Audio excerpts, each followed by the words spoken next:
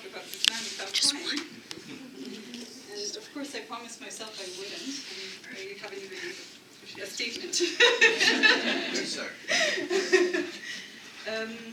So here's Dr.Ananda. I didn't think that he was going to be here while I was talking, so.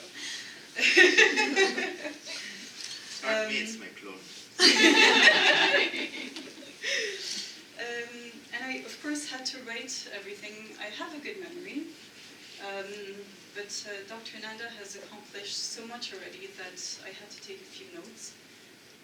And I'm just going to go over a few things because I think they're worthwhile. But of course, you came to listen to him and not to me. So, a medical doctor. He's a gold medalist in community medicine. This is out of 6 huge community centers. I don't know how many students that was. Of course, he got the best grade, and everything is not about grade. He has postgraduate diplomas in family health, pediatrics, yoga, of course, and he received awards in alternative medicine. And his reduced resume is 21 pages long, so I'm not going to read it to you, but you can go check it out online. He's a Carnatic vocalist, Bharatanatyam performer, teacher, guide. He's had Vedic training, choreographer. He was awarded over 30 titles for numerous achievements. Published over 20 books that he's written, directed and produced over 20 DVDs that he's written, directed. It's incredible. He made about 25 music albums, published 150 papers in medical journals, and it's hard to take all that in. He is currently the deputy director at CITER, which is a Center for Yoga Therapy Education and Research, and of course the chairman at ICYER, which is the ashram that I studied at 3 times. And I've known Dr. Ananda since I'm 19, so almost 20 years. And he's touched so many lives in a positive way. Was a vehicle for so many positive, profound transformations. And he has changed my life, along with his mother, Yogacharya Meenakshi Devi Bhavanani, and Swami Hitananda, his father, a world-renowned Swami, Guru. So, of course, when I saw him at the airport, I completely freaked out and melted down.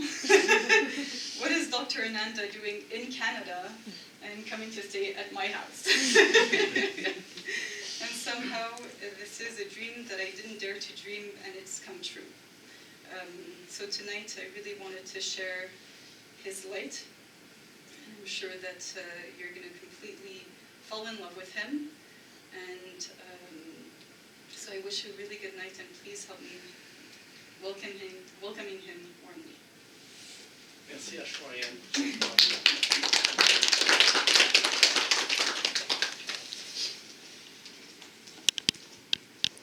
It's always amazing to see how you influence people. And I think the biggest influence I have in Aishwarya's life is I make her cry. Tears of happiness, joy. Because as a kid, my father reminded me so often. He said, Ananda, your name is bliss. And he said, if you do not manifest bliss, if you do not manifest joy, if you do not bring joy wherever you go, you are not being true to your name. And I think that has imprinted very deeply in my heart, mind, soul, wherever that is, that space. And I think the greatest joy we can have as a human being is when we can be the cause for others to be joyful. If others can feel happy in our presence, if others can feel at ease in our presence, if others can feel themselves in our presence, I think then our life is well lived. It's not about making differences in people's lives. It's not about making a difference in the world. It's about enabling everyone to just be themselves. I'll start with a short invocation, invoking the great masters of this and other worlds, great masters who have given us these teachings, who have enabled us to today tap into such teachings which are timeless, boundaryless, limitless. And may we be pure vehicles, may we be the apt tools, the televisions and the radios and the communication devices for such beautiful teachings. May we manifest them through us, in our thoughts, our words and our actions. Just sitting quietly with your spine held in a erect position.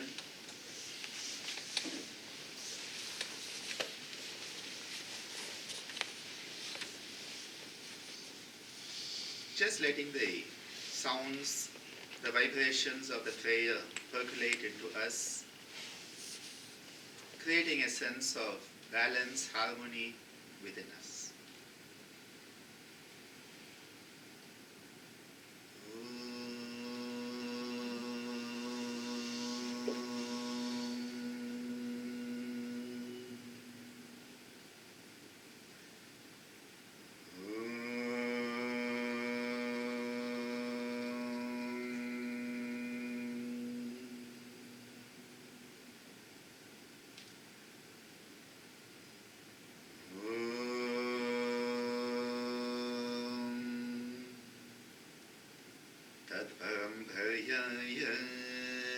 विद्महे ज्ञानलिङ्गेश्वराय धीमहि तन्नो प्रचोदयात्। ॐ सहना भवतु सहनौ भुनक्तु सह वीर्यं करवावहै तेजस्विनावधीतमस्तु मा विद्विषावहै। ॐ शान्ति शान्ति शान्ति।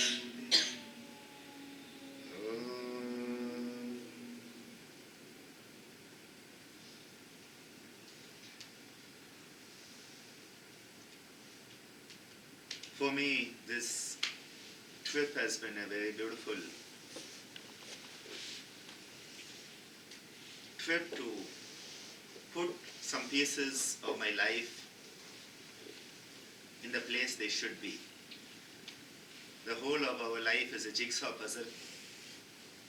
Each of those pieces, as they start to come together and they start to fall together, you start to see what the bigger picture of our life is to be. We gain perspective, we gain maturity, we gain wisdom. We start to understand ourselves, and in understanding ourselves, understand the universe in which we are living much, much better. To come to a country where my father spent a long time, not directly in Montreal, but in Vancouver.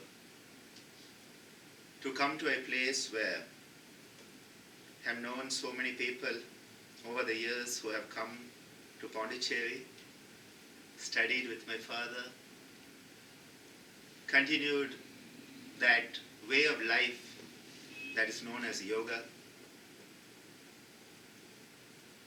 And so many of my yoga family of Canada, some who know me from the time I was climbing trees, Zena can remember those days. To some who haven't seen me climbing trees but have seen my kids climbing trees, including Rocio, who's just come back from spending a beautiful time with us, and some whose kids are as much part of my life as my own kids are. It's beautiful to be here, and beautiful to have each and every one of you here, because each and every one of us in this room today creates something. It's not Dr. Ananda coming and talking, it's not somebody coming and listening. It's the wholesomeness that is created when we all come together. And it cannot be created if any one of us is not here. I cannot create it on my own. Maybe you also cannot. But when we come together as we, it suddenly manifests. That wholesomeness can manifest. And that is what the great art and science of yoga is all about. Enabling us to manifest our potential. Because as Swami Vivekananda so beautifully put it, every soul is potentially divine. It's a beautiful statement. Every soul is potentially divine. But then the problem comes, very few manifest it. Because most people don't know how to manifest it. They're not given the tools, or they don't really care about it, or just that window doesn't open during the time period between the birth and the death. But the very fact that we have all come together today to create this sense of wholesomeness, the Vedic mantra says, Purnamada Purnamidam. Everything is wholesomeness. Everything is complete. And it's the concept of bringing energies together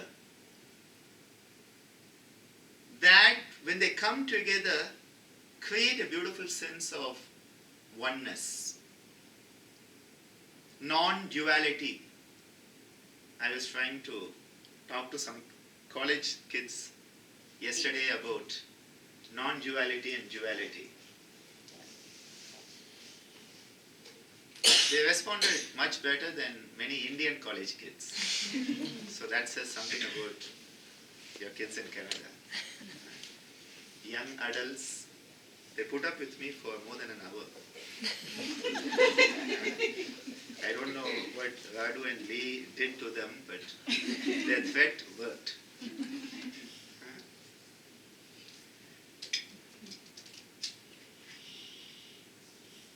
The topic of today is yoga and health. And it's a topic that is very apt for me, because for me the state of yoga is a state of health. And when I say yoga, I'm talking about a state. I'm not talking of something you do, but of something that you become. Something that manifests, something that is a being rather than a doing. And I think one of the great ironies of modern times is how we human beings have become more human doings and forgotten that we are supposed to be human beings. Yoga is all about being. What is that being? It is a state where we are in the present moment. It is a state where we are at ease with ourselves. It is a state where the divine music, the universal music is happening. And I like to think that every one of our trillions of cells is part of this beautiful orchestra. A beautiful symphony orchestra, and each one is playing its note. When I was in Berlin the last time, they took me to the Philharmonic.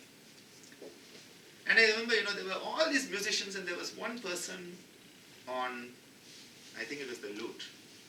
Isn't that big instrument with a long string? I think so. And all that person had to do was Every now and then, ting, ting, ting. That's all. Nothing else. And I, for the full duration of that concert, was focused on that person. Not the guys who were, going mad with the violins or the others with the drums or, the person on the beautiful vocals, but this person who had maybe a dozen times in the whole concert to do this. But if that person had done it in the wrong place, the whole concert would have collapsed. Like that, our cells. The kidney cells are making certain notes. Once in a while, like that, our brain cells are making some music once in a while, The kidney cells are the ones who are constantly making the noise. The heart cells are making a lot of that. Every cell in the body has a vibration, its own unique vibration. Just as every one of us human beings, featherless bipeds, as Aristotle called us, not too far off the mark, actually. That's just a dignified way of calling us bird-brained. Yes. He was just ahead of times in political correctness. Featherless biped is just a nice way of insulting us.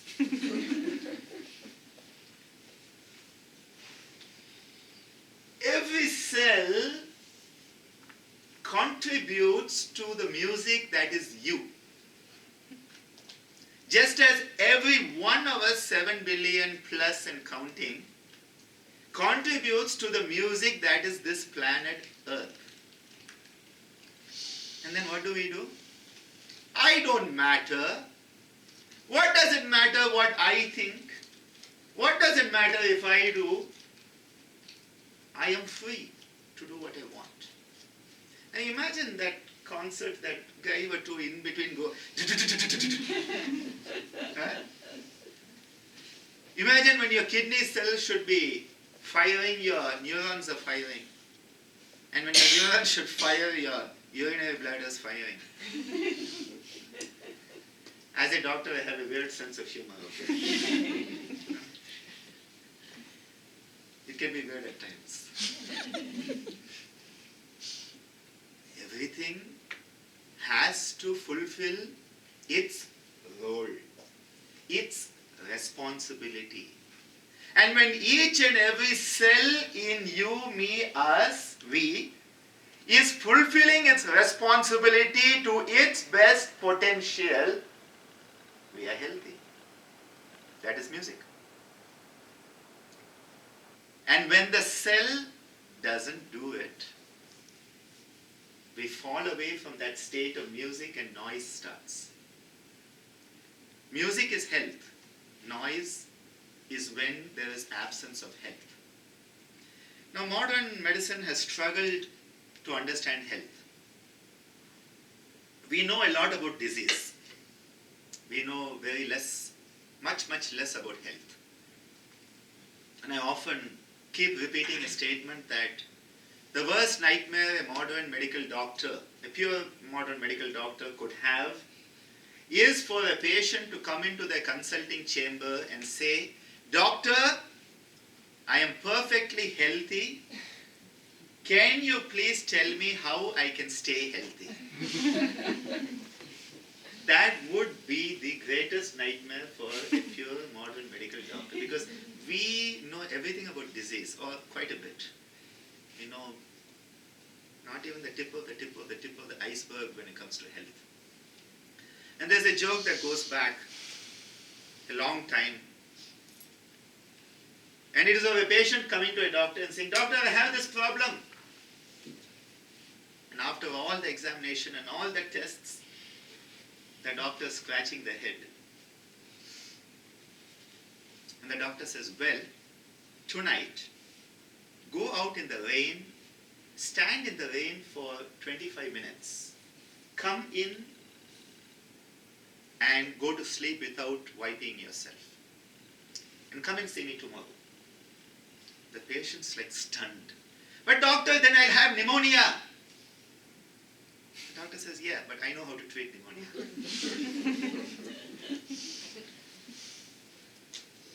I often wonder whether we, modern medical doctors, are often creating illnesses just so that we can cure them, because we don't know what to do in the first place. I'm sometimes hard on medical doctors because I'm a medical doctor. I'm hard on yoga professionals because I'm part of that. I'm hard on music professionals because I'm part of that. So, the list goes on and on. Because I see where our limitations are. But by understanding our limitations, we can grow in our strength. And that is why it is very important to understand that modern medicine is stuck with the, those horses that go around like this. We have our microscopes, that's all. It's the same as the horse. We are stuck in health as being the opposite of disease. So what we think is, if we can get rid of your disease, you are healthy. This is how actually we function. Our thought process says that if I can get rid of your disease, you are healthy. So what do we say? We have cured you by our antibiotics, our surgery, our radiotherapy, whatever we want to give you to make, often the treatment worse than the disease. But at the end of it, we say, now, you are healthy. And the person says, but doctor, I don't feel healthy. You don't feel healthy? Okay, go and see the psychiatrist. Your blood tests are normal. Your x-rays are normal. Your CT scans are normal. Your MRIs are normal. You don't feel normal? Go and see the psychiatrist. Very simple. Because we are considering health as something that manifests when you can get rid of the disease. Now the World Health Organization tried, and it continues to try to turn this by saying, no, the definition of health is not the absence of disease or deformity. So they try to make a policy statement because they like their policy statements. It sounds nice and it looks good on websites and things like that. So they tried hard, but the whole conditioning, the conditioning of us modern medical doctors, and I'm talking of those who have not been exposed to any other form of healing. Now once you're exposed to that, you start to develop a different perspective. But if you just come out, and I have a lot of colleagues who are like that, hardcore medical specialists. And in fact, one of them once told me, he said, do you know why alternative therapies don't have side effects? And I'm like, well, they're safe. And he said, they don't have effects in the first place. Okay? Those are the type of colleagues I have and friends I have in medical circles. Okay? So I have very nice sounding boards for my stuff. And we now are trying to catch the young medical doctors right when they join medical school. And we are trying to give them 10 sessions of yoga right when they come in, even before they learn about medicine. During their orientation for medical school, we start the yoga attack, the yoga vaccine. And then during physiology hours, they get a bit of yoga. And then, in fact, now for the International Day of Yoga, we are having a lot of events for them, a quiz on yoga and essay competitions on yoga and salutogenesis, a term which I'll explain in a few minutes. And we are going to have cultural events where they can either dance or sing or do a skit, but the theme has to be yoga. And this is for medical, dental, and nursing students. We have about 1,000 of them in our university, and I am blessed to be in the right place at the right time. I don't know if I'm the right person, but right place at the right time to get it into them at the beginning so that at least they have heard these concepts before they start to narrow down into the microscope. The World Health Health Organization said, well, health is not merely the absence of disease or deformity, but is a state of well-being. Beautiful, visionary statement. Health is a state of well-being. Problem is, we don't know how to attain it. We don't know how to maintain it. We don't know how to sustain it. We don't know how to regain it. Because that is not part of our syllabus. It is not part of the questions will be asked in our examination. And now, though many textbooks, when I studied community medicine, preventive and social medicine, the textbook didn't even mention the word yoga. But now in the last 20 years, we have entire chapters on yoga in the books of preventive and social medicine. Physiology books are starting to have chapters on yoga. So, last 20 years has been monumental shift in that these concepts are coming into mainstream medicine with mainstream allopathic doctors, leaders, visionary leaders in the field saying that we need to give these concepts of wholesomeness. A state of well-being. Now immediately you say, wow, that's great. Now all I have to do is attain that state and then after that I can eat, drink and be merry. I'm sorry. No. With freedom comes responsibility. Eternal vigilance, as Churchill said. The price of freedom is eternal vigilance. That state of well-being is not something you attain and then after that, it's going to be in your bank balance for the rest of your life. Just as you have to keep on adding and taking and adding and taking your money from your bank if you want to be financially healthy, you cannot just take it. And you cannot say that, well, if I just win a lottery of $1 billion, I'm going to be financially healthy. Because I will tell you now itself, suddenly thousands of relatives will show up who you never knew but who found you on DNA Ancestry.com. And especially if you're in India, it's going to be maybe a billion relatives because everybody is related to everybody else in India. Okay, there's just nobody not related. Okay? We are all related. It's one big family. So it's not going to last long. What does that mean? That when you attain that state of health, it is going to be a challenge to maintain it. Just as any top sports person in the world knows, getting to number one, Roger Federer. Yeah, we call him Federer.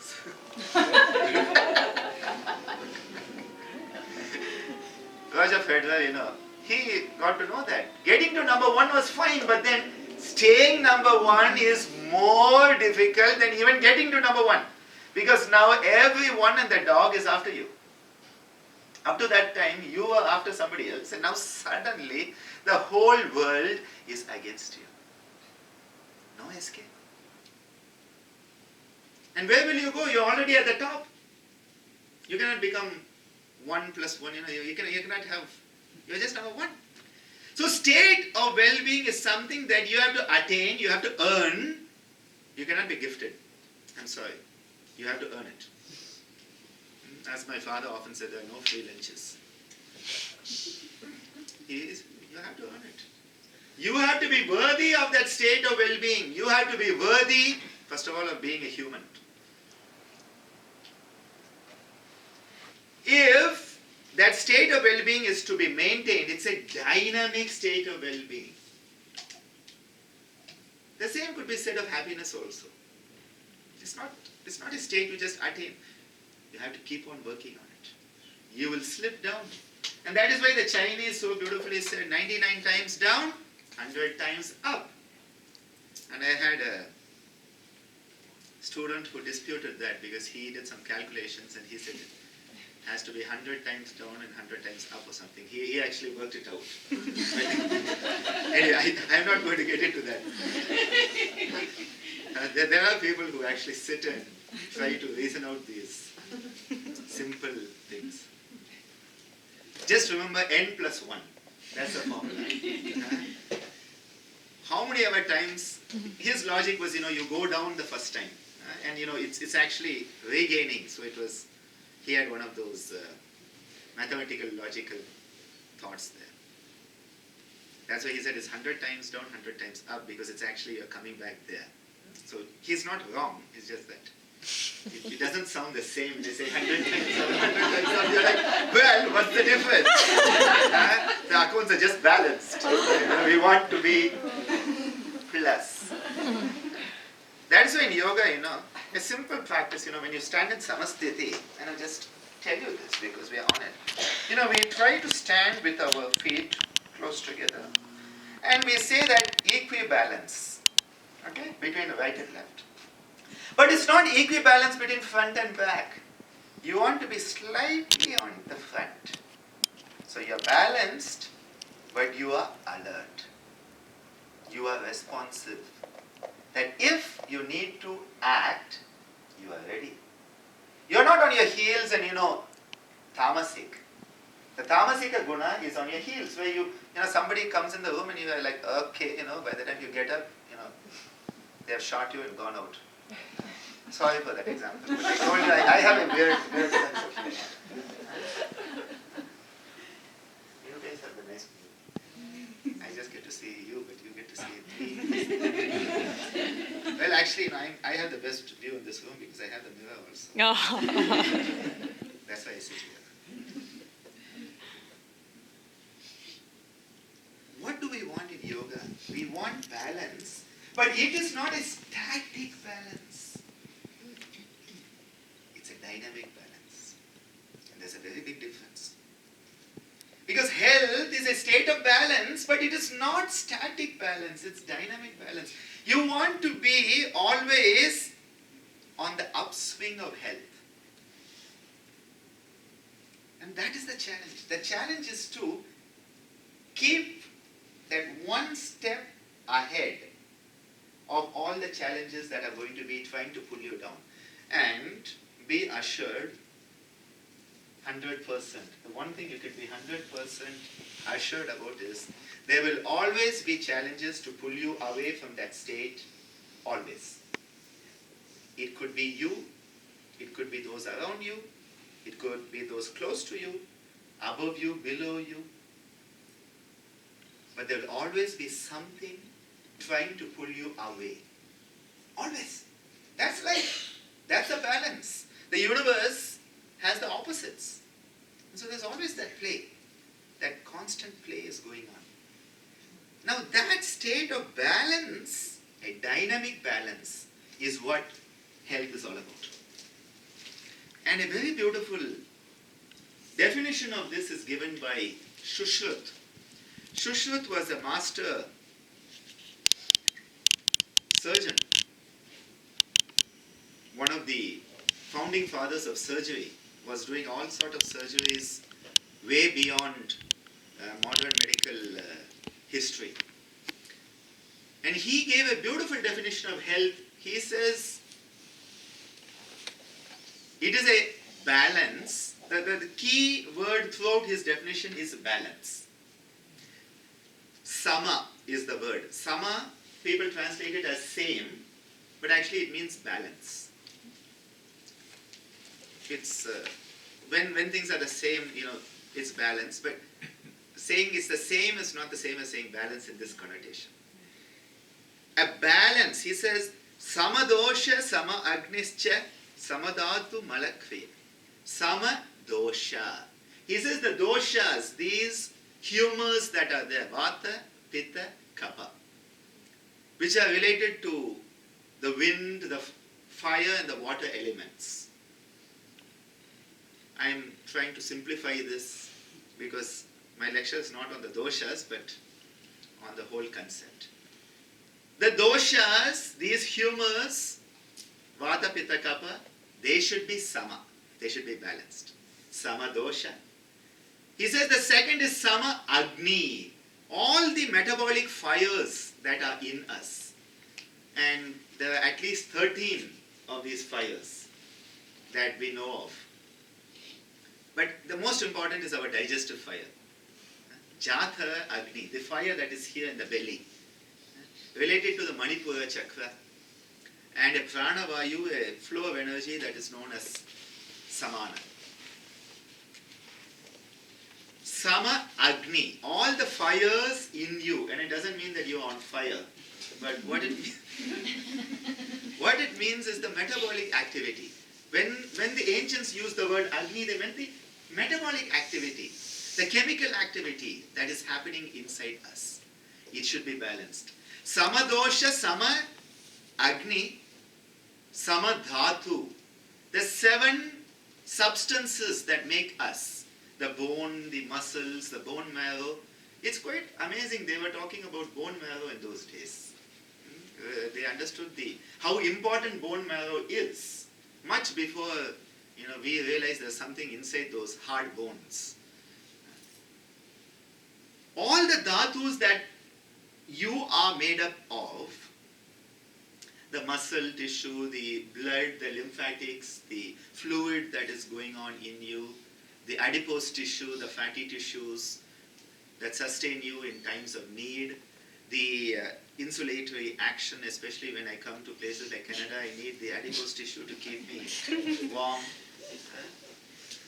And if there's a drought, it's the adipose tissue that's going to keep you going longer than those who have less of it. So, times of famine, we who are a bit overgrown horizontally actually add an advantage. Okay? We start at a +5 advantage. Okay? Samadosha, Sama Agni, Samadhatu. These should be in balance. Then he says Mala Kriya.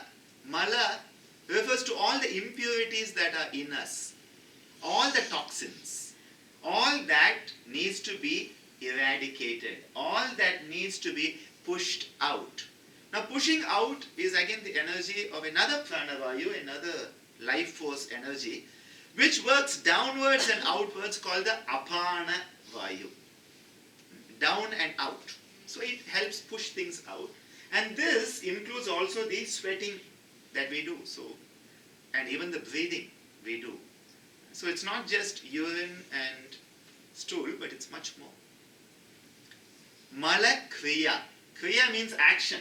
So it means that the eradication of the waste products is happening as it should. And most of the natural therapies understand that most of the diseases are caused by constipation. That is one of the root causes, that the moment somebody is constipated, everything starts to get blocked up, you start to poison yourself.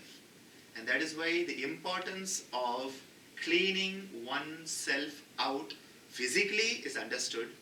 People don't understand how much we need to clean mentally, emotionally. I won't say spiritually, but we need to clean away everything that is preventing us from knowing the Spirit. And the windows are often darkened with a lot of stuff. And you need good cleaning for that. Samadosha, Sama Agni, Samadhatu, Malakriya. And then he makes a very beautiful statement. He says, Prasanna. Prasanna is a very beautiful word. It means tranquil, peaceful, at ease. That is prasanna. Even the word has that. Prasanna. Atma, Indriya, Mana. He gives 3 components. He says the Atma, the self, should be tranquil. Indriyas, all your sensory apparatus, should be tranquil. And Mana, the mind, should be tranquil. This is swasth, health. The problem of this definition is, do we find anyone who qualifies to be healthy if you look at that definition? It's very difficult. It puts the standard really, really, really, really high. But I think it's very important to aim for the stars, because at least you'll get off the ground. Because if you don't aim for the stars, you're just going to be sitting, like we're all sitting on our cushions. Natural and artificial.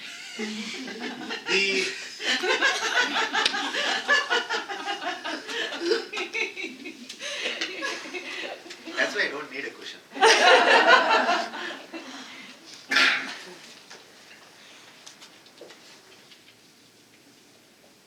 That is the state of swast. Now what is swast? Swa is the self. Ast or astu means to be established. So health is when you are established in your own self. What does it mean? You are at ease with who you are. It doesn't matter if your blood sugar is abnormal. It doesn't matter if your blood pressure is abnormal. Now please don't quote me. I could be in trouble. Have my license revoked for that. What actually matters is, are you at ease with yourself? Because if all your parameters are normal and you are not at ease with yourself, you are unhealthy. Because that sense of wellness can only come when you are at ease with yourself. Now, how do we become at ease with ourselves? Well, the first thumb rule is stop comparing with anybody else. Because if I'll give you the perfect way to be unhappy, okay? The perfect way to be unhappy is to compare with others and to have expectations. You want disappointments? Please have expectations. Disappointments are guaranteed. Buy one, get one free. That's what it is. Now, very simple. The moment we stop comparing with others, the moment we stop expecting more and more, we start to become ourselves. Because leave humans. You guys recently had snow, right? I keep on missing snow because my suitcase has this big sun in it. So whenever I open my suitcase, the sun comes out, so there's no snow after that. It melts all the snow. So I better not speak too soon. Tomorrow morning I get up and find snow on my head. You know your snowflakes? I believe not a single snowflake is identical to another. Am I true? Am I true? Yeah, true. Okay. You have to stay to see that. Under my microscope. I think you have to look under a microscope to see that. Yeah. At least a student microscope, if not an electronic one. No two snowflakes are the same. No two insects are the same. No two humans are the same. Why then are we comparing? On what basis, on what locus standi, in legal terms, are we comparing ourselves with anybody? See, the moment you start comparing, you are doomed to fail because you have already gone out of your jurisdiction. Yes. Struggle with that. My English is bad. My mother never thought I could ever speak English. She will never do it. She doesn't understand how those books have come out and all those papers have come out.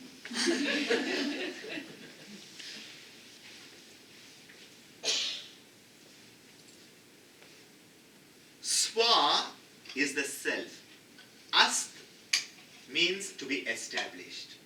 You are established in yourself in a balanced state of ease. And the moment there is a challenge, and I already told you there will always be challenges, both external and internal, more often than not internal, and then we blame somebody outside, okay? Most of the time it's internal, but because we have a safety mechanism, a klesha, a psychological affliction called abhinivesha.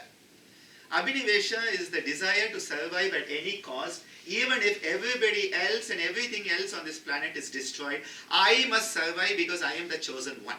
And each one believes this, okay? You know, it's not going to happen to me. Huh? 99% chances of that? No, it won't be me. You know the 1%? I'm going to be that. We all have that chosen one. Yeah. It was one of those psychological complexes inbuilt into us. My father often said it's not the chosen few, but it's the few who choose. It's not the chosen few, it's the few who choose. Because choosing is the power of intent. Ichcha Shakti. It is the power of intent. And when you make a choice through consciousness to be healthy, not to compare with others, not to let these obstacles dissuade you from your goal, you start to move along this trajectory towards health. And if you were to divide into 4 quadrants with a x and a y axis, you could actually draw a line from the bottom of this quadrant up to the top of this one. And at the center point is where most of us consider health to be. You remember, this quadrant will be plus plus, this quadrant will be minus minus. Okay? So the least point on this is going to be death. Okay?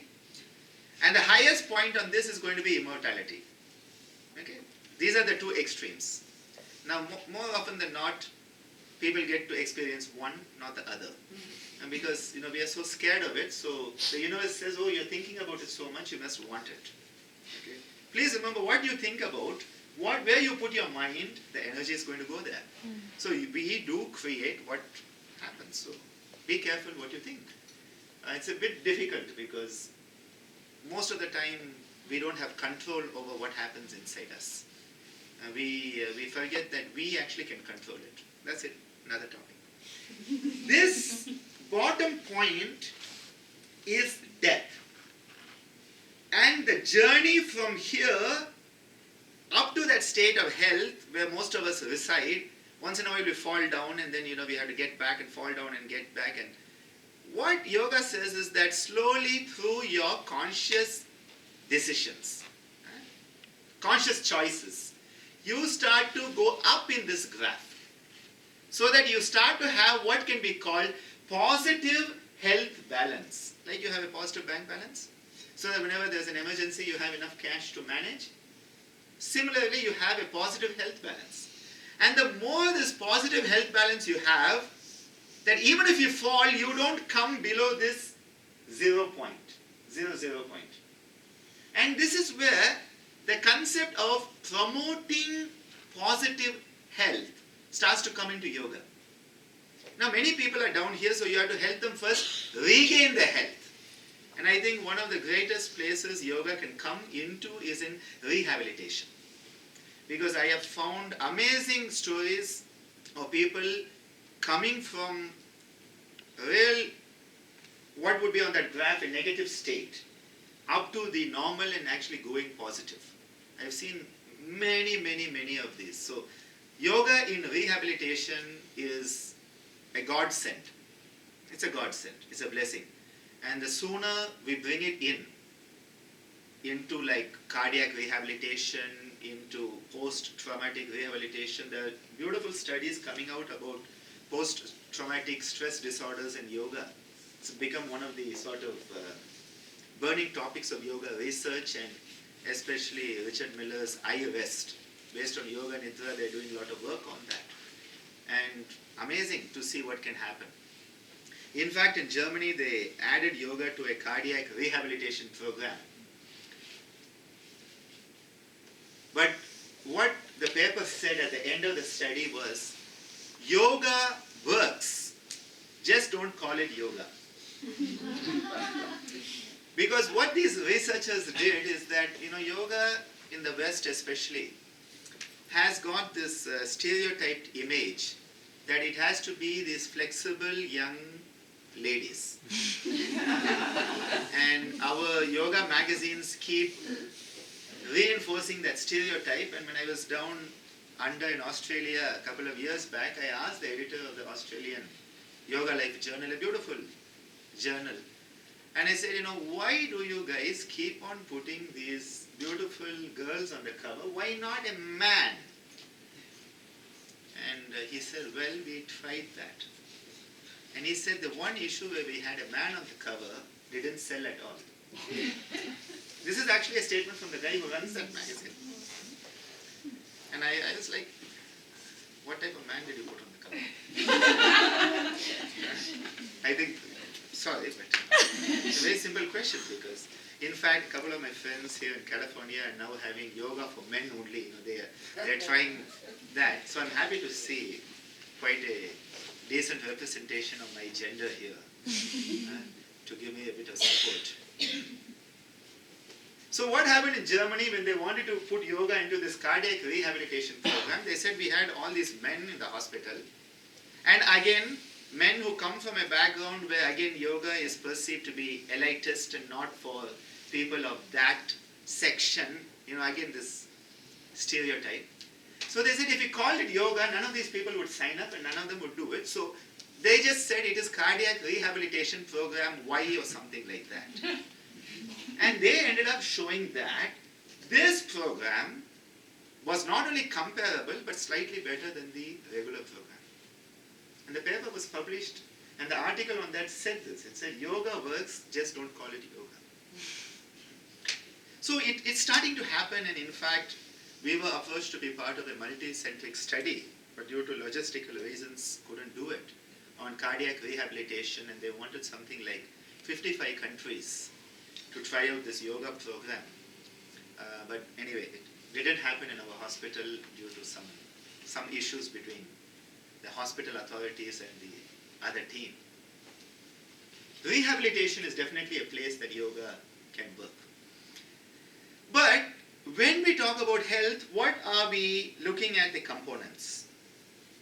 One, as Shushruth said, this balance of the humors, balance of the substances that make us up, enabling the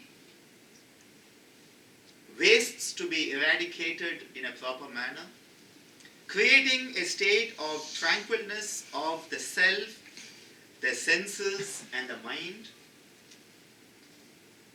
Now, how does yoga do that? Well, yoga, first of all, makes you aware of who you are. One of the first things that I think most people learn, even when they come to a basic asana class, is that they are going to learn that they are not flexible. They are going to learn where it pains, where it hurts. They are going to learn that the knees exist at a distance from the fingers that may be a bit too far. They start to realize that there's a difference between the lower and the middle and the upper back. They start to realize there's a difference between your big toe and little toe. It happens. Just doing asana, and I'm not talking of anything more. Even at that level, suddenly we wake up and we say, wow, this is my body. And it's astonishing that people actually have to wake up to what the body is. Well, what does that mean? It means that you start to become conscious of the body. And this is a positive consciousness. Now, everyone who has a lung disorder will be very conscious of the breathing. Okay? They'll be very conscious, but in a negative way. It's a negative consciousness. Now, the moment you start to do pranayama, you start to develop a positive consciousness of the respiratory system. You see, what the difference between disease and ease is how consciousness is applied. If I keep on thinking of my knee pain and saying pain, pain, pain, pain, pain, pain, pain, away? What has been my japa? My repeated utterance has been pain, pain, pain, pain, pain, pain, pain, pain. And so what happens? Pain stays. And I think the moment you start to say, let me bend my knee and stretch my knee and say Pavana Muktasana or whatever you want to do, and you are doing it in a conscious manner, thinking of your knee and what's happening within your knee, around your knee, with your knee, in a positive manner, what has happened is you are consciously sending a positive vibration to that same structure. And this is where, when we want to heal, it is important for us to stop focusing on the disease and start to focus on what we want to be healed rather than what is the problem. Again, many people think only of problems, they don't think of solutions. And often I come upon this in my day-to-day life, especially at my workplace. Because it's like, this is the problem, what do we do? This is the problem, this is the problem. Like, looking at the problem, you're not going to solve it. Look at the solution. No, but you're not looking at the problem, you're not interested in this. I'm like, yeah, I'm very interested, that's why I'm looking at the solution. Yeah, but you're not looking at the problem, like us. Like, you jump in the well. I like to be outside the well, not in it. No, you're not, no, how can you be so disinterested? When all of us are talking about the problem and detailing the problem, and like, yeah, come on, what's the solution? No, it cannot be easy. It has to be tough. Doesn't that sound like something that you face every day? We all face it. Because we are so stuck up with, my knee is paining. And I'm like, yeah, but what if we start to think of how healthy your knee should be? What do you want your knee to be like? What do you want to be able to do with that knee? Yeah, I would like to be able to walk without pain. Okay, let's focus on you walking without pain. Yeah, but pain is there. Yeah, but let's just change the focus. Yeah, but pain is there. You're not doing anything about that pain. Give me my painkiller. What does your painkiller do? It takes away my pain. No, it doesn't. You just don't feel it. The pain is still there. The moment you can start to think of the healthy state you want to be in, the more it starts to manifest, because your power of intent has started to work. But if you keep on saying, and again many of us get into this self-pity mode, a very common mode for us human beings. It's sort of one of those automatic modes, built-in automatic modes, autopilot type of thing. Can't you see I'm suffering? Can't you see how painful this is? You are so insensitive.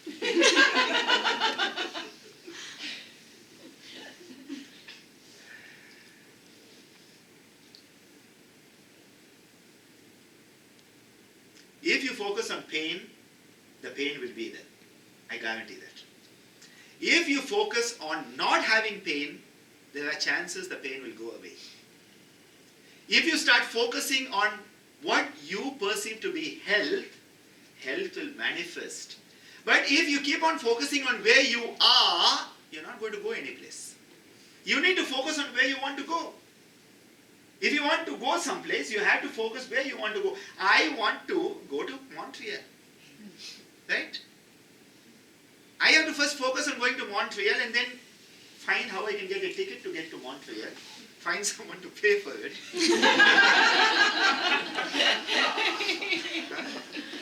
And then I go to Montreal. But if I keep on focusing on Pondicherry, I never get to Montreal. Because I'm only focusing on Pondicherry. I haven't even thought about Montreal. And we do this. We understand it when we travel. We understand it when we set up a GPS. Where you want to go. You set where you want to go, not where you are.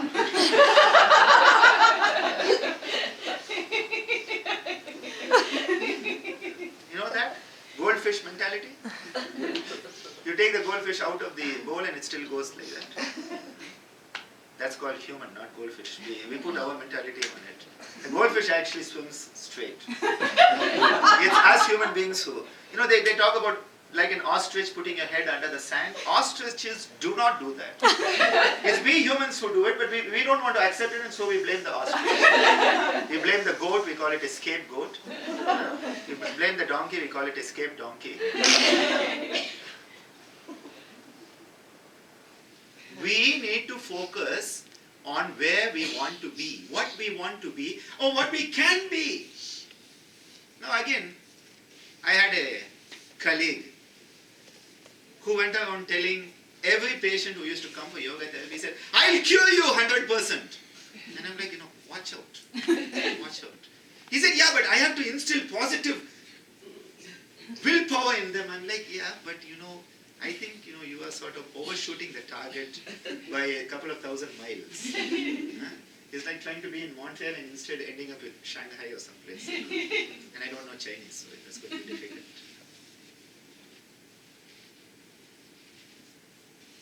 You should enable people to make the journey, but don't overshoot it.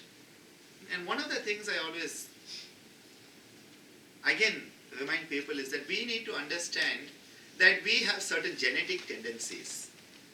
We have certain limitations, okay? That's inbuilt. We have them. Let us understand that, can we maximize it? As I told the students yesterday, we were in this basketball court. And I told them how, as a kid, I thought maybe I'll make it as a basketball star, okay? Imagine me. Most of the basketball players are way beyond even my hand reach. But then at one point I suddenly realized, well, Ananda, your genetic potential is not going to be more than 5.5 feet at most. And basketball requires at least 6.5. So, 7 is better nowadays. With all these guys, they are amazing actually, the size that. Even Indian kids nowadays, it's amazing the size they've become. Quite amazing, the last generation. So I said, okay, let me see what I can do, and I realized that there's an alternative game called cricket, which is basically slow motion baseball, if you want to know what it is. They play it over 5 days. Imagine a game where you play for 5 days, and at the end of it you can have nobody wins, okay? Now, it just doesn't make sense except for, us guys in India who just love it. It's our pastime game. Now we have a shorter version that lasts 3 hours, but somebody does win. Okay, so we have sort of caught up on baseball at that point.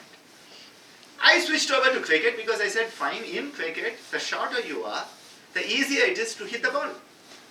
Made very good sense, and that's why all our top cricketers, especially the batsmen, have been short guys. So I made it well there. Now, what you have to understand is that you are going to have limitations. So, to say that, fine, I have this condition and I am going to blah, blah, blah, blah, well, again, we have to have a reasonable aim. And this is where in yoga therapy, one of the very important parts is to understand the goal. Where do you want to go? Where does the patient want to go? Where do you as a therapist think they can go? And then how you find that commonality. And then you find how you can get them there. And it's actually a very beautiful process, because the more you start to understand this, you will find that you can actually outgrow your expectations. And I've had people who come to me and I say, what do you expect? The first question I ask people who come to me, I say, what do you actually expect from yoga? Or why have you come to yoga? And it's very amazing, because you will have people who have terminal cancer and they come and they say, doctor, I just want to be able to sleep. I just want to be able to sleep at night. Well, they not only start to sleep well, they start to become better, they start to feel better, they start to overcome the fatigue. And I don't say cancer gets cured, okay? But they learn to enhance the quality of life. Life that is lived during those years, whatever it is fulfilling. And you know what? They face death with so much better state of mind. In fact, recently I'm working with a lady from Canada who's working in India, developing a program on yoga for cancer survivors. A very beautiful program. And we have written one paper on it and working on a book chapter on it, on another paper, reporting very beautiful changes in the people during this 3-week program. And many of the changes sustained at 3 months follow-up. It was actually very beautiful. Those who continued the program showed amazing changes. Those who discontinued the program, well, fell back, but not lower than where they were. So even at follow-up, 3 months, it was still worth it. The program was worth it, even if in that next 3 months they didn't continue it. But I had a friend call me and he said, well, my brother-in-law has cancer and is in this condition, and he says he wants to do this program, but when he phoned them, they said there's no space available. He said, I know you are part of this, can you get him a place? So I phoned and they said, yeah, there's no problem, we'll accommodate him. And he went through this program and had a beautiful time. In fact, his parameters showed amazing quality of life enhancement. He was much more at peace with himself, with the world around him, really good. And 2 weeks later, he passed away. And when I met Lee the next time at the conference in Kaivala Dharma, I told her, I said, no, actually I met her and we had a good discussion on this. And when I met the man who had recommended his brother-in-law, I said, you gave him the best parting gift you could have given him. Because he left the body in such a better state of mind, he was in such a better place when he left the body than he would have been if he hadn't done that. It's amazing, I tell you, these things don't come out when you do a randomized controlled trial. Because what happens in randomized controlled trial is we only look at the average. And all these amazing success stories or the total failures, they sort of get kicked out of our statistics. Our statistics kicks all these real amazing successes or amazing failures. And both are important. I believe there are people who are resistant to yoga. We talk about drug-resistant bacteria. There are people who are resistant to yoga, that's all. So it's not that yoga has to work in everyone. There will be people in whom it doesn't work. And I have to be willing to accept that will happen. And I have had to accept to some of my patients that I have done my best, you have done your best. But maybe some other therapy has to be tried. Maybe. We have to be open to it. It's not that, oh, you have come to me and I have to prove that, I am the best and, I'm going to cure you and blah, blah, blah. Put up a blog about you. It's not about my ego. My ego shouldn't stand in somebody seeking help from somebody else. I think I should be willing to step down on my ego if I am going to actually help them. But very few doctors, very few therapists, because we are so much, everyone who comes to me I have to cure. They have to get out of this room better. And there are going to be people who don't. There are going to be people who don't like my talks. There are going to be people who don't like me. There are people who hate me actually. It's very beautiful. I love them a lot because such people are actually very good stimulus for your growth. More than people who love you, the people who hate you. Not the people you hate. Please, there's a difference there. The people who hate you are actually good stimulus for your spiritual growth. So be thankful. Make sure that they are healthy, happy, and lead a long life. If you have to, help them with that, please do so. Because, in fact, I have a person who hates me so much, writes hate mail every place. And I've had people come up to me and say, don't you wish that person were dead? And I'm like, no. On the contrary, I wish she should be immortal. Because the continuous stimulus for growth she has given me, I would not be the person I am today if the last 20 years, she's not been doing it. And just to keep the record straight, it is not a failed lover, okay? Not a jilted lover. It's somebody else. It's just someone who has this pathological dislike to me. For just, I exist. It's nice, these are the people who add spice to your life, okay? So, never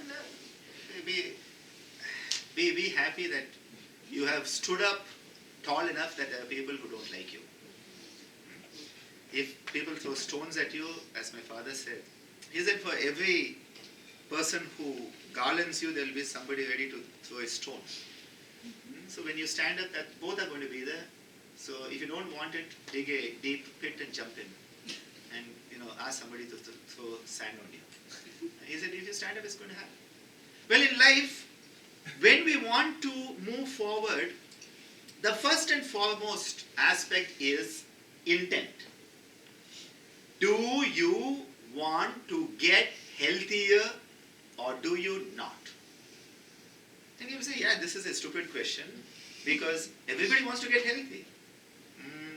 No. I'm sorry to say that, but I meet at least 50%. Okay? It's as high as that. 50% of the people I meet do not actually want to get healthy. And I struggle with that because you would think that somebody who's not well wants to get healthy. Because what has happened, they have so identified with their condition, they are actually afraid of losing that condition because then they will have what you call an identity crisis.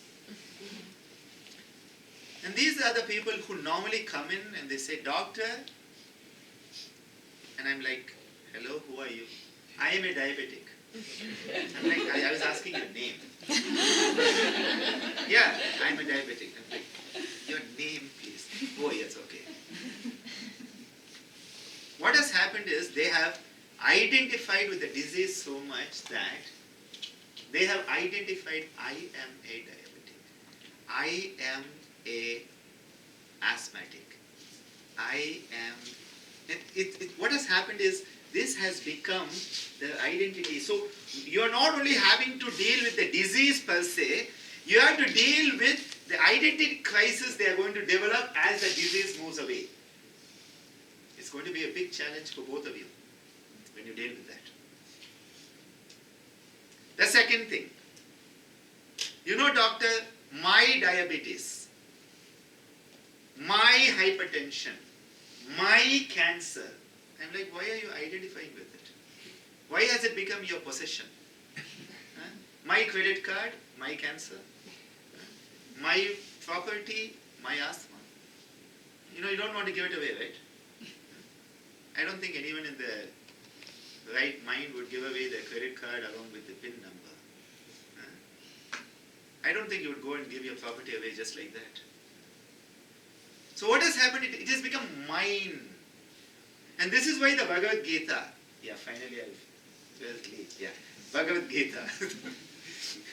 I finally said it. The Bhagavad Gita defines yoga in a very funny manner. Now there are many definitions, but this is a very, very funny definition. Because we keep on saying yoga is union, yoga is integration, yoga is bringing together, yoga is cohesiveness, yoga is union, reunion, communion. And the Bhagavad Gita says yoga is disunion. You find that funny, right? Yeah. It does say it. Lord Krishna, Yogeshwar Krishna. He says, Dukkha Samyoga Viyogam Yoga Sangitam. Yoga Sangitam means yoga is. Okay? Yoga Sangitam. Dukkha Samyoga Viyogam. Viyoga is to separate, is to disentangle. From what? Dukkha Samyoga. Dukkha is suffering. Samyoga is our tendency to go and identify with it. We have a tendency to identify with our suffering, my suffering. Don't you know my problem? Don't you know how big my problem is? Nobody understands my problem. Yeah, it's my. It's like the guy who goes and hugs the electrical pole and then, doesn't let go.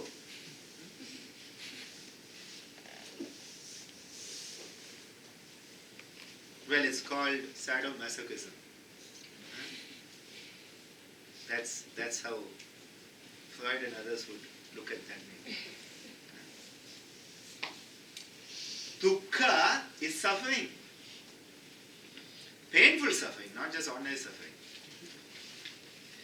But you know what happens is because of our avidya, which Patanjali says is the root of all problems. He says avidya, ignorance, is the root of everything, and because of avidya, then everything else comes in. Your egoism comes in, your likes and dislikes come in, and all of this is then sustained and accelerated by your desire to survive at any cost. Abhinivesha. These are the 5 kleshas. These are the 5 inbuilt psychological afflictions that come along with every birth. It's like, nowadays in computers they put, even when you buy a new computer, they have all these preloaded malware. It's like this software, but malware actually preloaded when you come. Kleshas. Getting rid of them is the most difficult part. And that is why Patanjali's contribution to yoga is not just Ashtanga yoga, the concept of Kriya yoga. Tapas, Swadhyaya, Ishvara Pranidhana. Discipline, introspectional self-analysis, and the ability to give over. To do your best and leave the rest. That is the message of the Bhagavad Gita. People say, yeah, that's easy. Yeah, I always leave the rest to God. Do you do your best? Oh, you mean I have to do something? It's like the guy who kept on complaining that God is so unkind and God doesn't listen to him because God never enabled him to win a lottery in his life. And his friend said, yeah, that's really bad of God. He said, how many times did you buy a lottery ticket? He said, you mean I had to buy one? You don't even buy the lottery ticket, but you blame God that you haven't won it. First, at least buy the lottery ticket. It's not your best, but at least you've done something. As they say, one step you have to make before the divine can make 99 steps towards you. Do your best is the first part. And again in Patanjali's Ashtanga Yoga, Abhyasa is the effort we make. And then Vairagya, the let go. It's like the accelerator and the brake. If you just keep on putting the brake, you go no place. And if you keep on putting the accelerator, well, you end up some other place.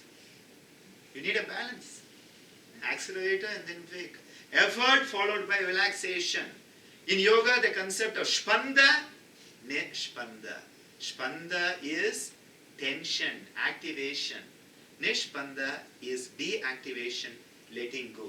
Even modern sports understands it. You have to warm up and cool down. You don't just keep on pushing, and you end up breaking yourself. There's an elastic point. We all have an elastic point where we break ourselves. Even in the stress curve. During the retreat, I'll hopefully have a whiteboard and I'll draw it on it. This stress curve. The first part is beautiful. Use stress, good stress. We all need that. I need to have a bit of good stress if I'm going to come and perform. If I don't have that, I make a mess of it. You need that. But then there's a breaking point, a plastic point, where suddenly it breaks and we lose control. Abhyasa Vairagya. Do your best, leave the rest. But what's happening is we have this dukkha samyoga tendency that my suffering, my pain, my problem. And you know what happens? The moment you hug something like that, you stop seeing the bigger picture. If I have a watch here and now I start doing this. Do you think I see anything? Well, not even the watch, I'm too close for it. With my eyesight. I need to be about here to see it. Huh? But Aishwarya, this is so bad, nobody has turned up today. How dare you have an empty hall for me? I've come all the way from Pondicherry. We say, Dr. Ananda, just take a look around. Oh my God, you're all here. I thought nobody had shown up. This is dukkha samyoga. My problem, you don't see the solution. The moment you give the gap, this is the gap called vairagya. Suddenly objectivity comes and you say, oh my God, there's no problem. Because what happens is you outgrow it. As my father so well he said, you never solve a single problem in your life.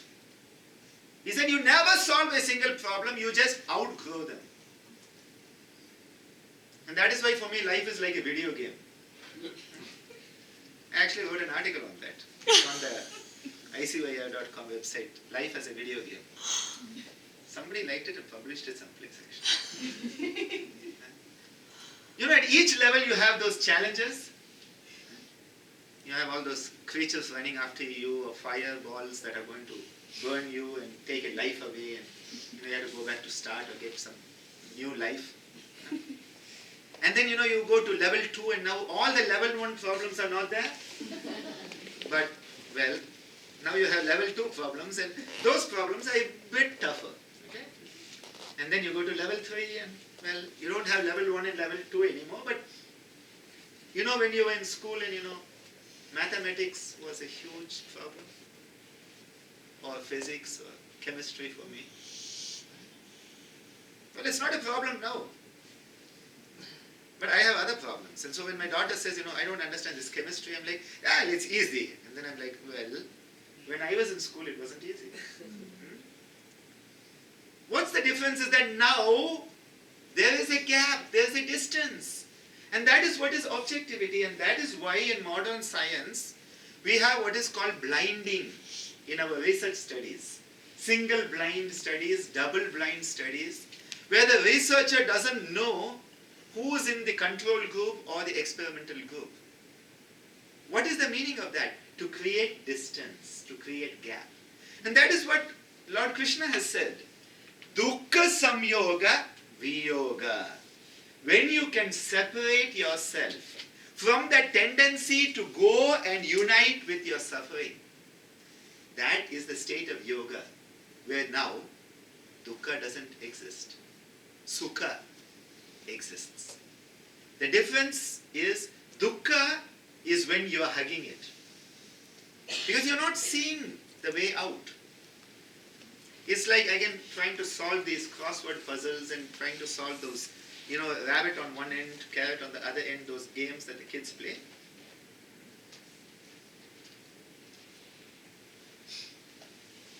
What does yoga give us? Yoga gives us the expanded perspective. And if it's not expanding your perspective, it's not yoga. Okay. It should expand your perspective of your body. It should expand your perspective of your emotions. It should expand your perspective of your mind. It should expand your perspective of who you are. It should expand your perspective of society. It should expand your perspective of the universe. Well, you keep on expanding yourself, and I don't mean that expansion. It's a different type of expansion. The more expansive you become, the less the problem seems to be. And that is why modern life is the art. Modern life is an art, okay? Modern art. Modern life is the modern art that makes mountains out of molehills. Whereas yoga enables us to make molehills out of mountains. How does it do it? Changing the perspective. Now, one of the ways to get rid of things, we'll look at a couple of things in the next half an hour. And in case you need to stretch, I give you 5 minutes. That's all. Countdown starts now. 5 minutes to stretch, have a drink and get back here. No escape. Please keep the outside doors locked. I'll man the windows.